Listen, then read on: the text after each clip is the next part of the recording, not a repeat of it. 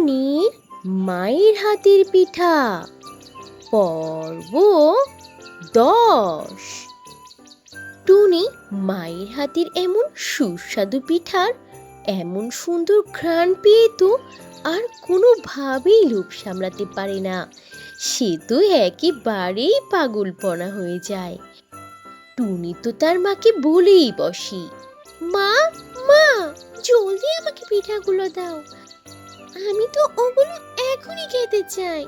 আমি যে আর লোভ সামলাতে পারছি না, এমন সুন্দর মিষ্টি ঘ্রাণ বের হয়েছে, আমার তো জিভে জল চলে এসেছে।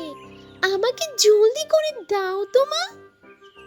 টুনির মা বিনু টুনিকে অনেকগুলো পিঠা একটি থালাতে সাজিয়ে দেয় সুন্দর করে। আর টুনি তো এগুলা হাতের কাছে পেয়ে 1 সেকেন্ডও সময় নষ্ট করে না, ঝটপট করে গপাগপ খাওয়া শুরু করে দেয়। আর পিঠা খেতে খেতে বলে, আহা আম্মু, তোমার হাতের পিঠা খেতে অনেক মজা, যা স্বাদ হয়েছে না। আমার তো মনে হয় এমন সুস্বাদু পিঠা এই বোনের আর কেউ বানাতে পারে না। মুখে দিতেই আমার প্রাণটা জুড়িয়ে যাচ্ছে, এত সুন্দর সফট হয়েছে, মুখে দিতেই মিলিয়ে যাচ্ছে।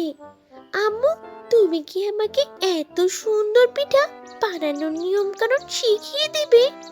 আমিও এমন সুন্দর করে মজার মজার পিঠা বানাতে চাই। আমার যে ভীষণ শখ মা, আমাকে একটু শিখিয়ে দাও না। টুনির মুখে এত প্রশংসা শুনে টুনির মা বিনু তখন বলে, হয়েছে হয়েছে, আর প্রশংসা করতে হবে না। এখন তুমি মন ভরে আগে পিঠাগুলো খাও দেখি।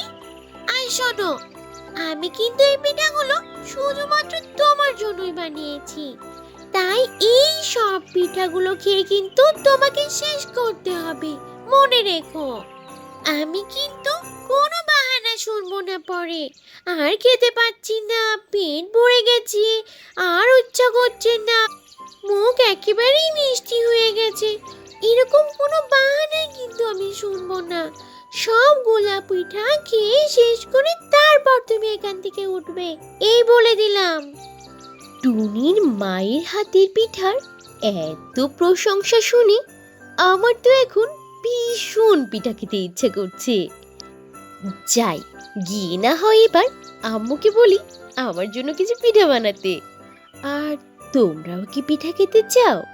তাহলে চট করে চলে এসো আমার বাসাতে, তোমাদের সববার পিঠা খাওয়ার দাওয়াত থাকলো। আর তোমাদের কার কোন পিঠা খেতে বেশি পছন্দ সেটা কিন্তু কমেন্ট করে জানাতে একদম ভুলো না। তো বন্ধুরা, এই ছিল আজকের গল্প। গল্পটি থেকে কি শিক্ষা পেলে তা অবশ্যই কমেন্ট করে জানাবে। আর ভালো লেগে থাকলে একটা লাইক করে দেবে। আর এখনো যদি চ্যানেলটি সাবস্ক্রাইব না করে থাকো, তাহলে এখনই লাল রঙের বাটনটি চেপে চ্যানেলটিকে সাবস্ক্রাইব করে দাও।